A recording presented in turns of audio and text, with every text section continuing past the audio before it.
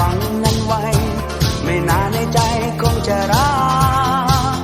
ถ้าหลายดวงใจช่วยกันฟันฝ่าหันหน้ากันมาแล้วร่วมใจหลายๆกำลังรวมแล้วก็ยิ่งใหญ่หากฝันจะไกลก็ไม่ท้อจับมือไว้แล้วไปด้วยกันเหมือนว่าไม่มีวันจะพรากไปทำอะไรได้ดังฝันไปถ้าเราร่วมใจจุดหมายที่ฝันกันไว้ก็คงไม่เกินมือเรา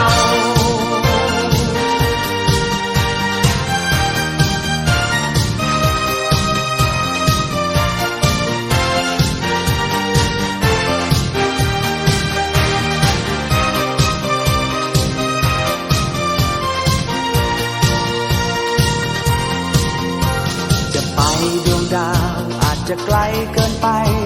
หากเรานั้นคิดไว้คนเดียวอาจจะเจอทางไกลอาจจะดูคดเคี้ยวหากเดินไปคนเดียวจะหลงทางถ้าแม้มีเราช่วยกันทุกอย่างถึงแม้ทางไกลก็ไม่กลัวแม้บางทีทางนั้นจะมืดมัวอย่างน้อยมือเราจับกันไว้ไปด้วยกันเหมือนว่าไม่มีวันจะพรากไปทำอะไรได้ดังฝันไปถ้าเราร่วมใจจุดหมายที่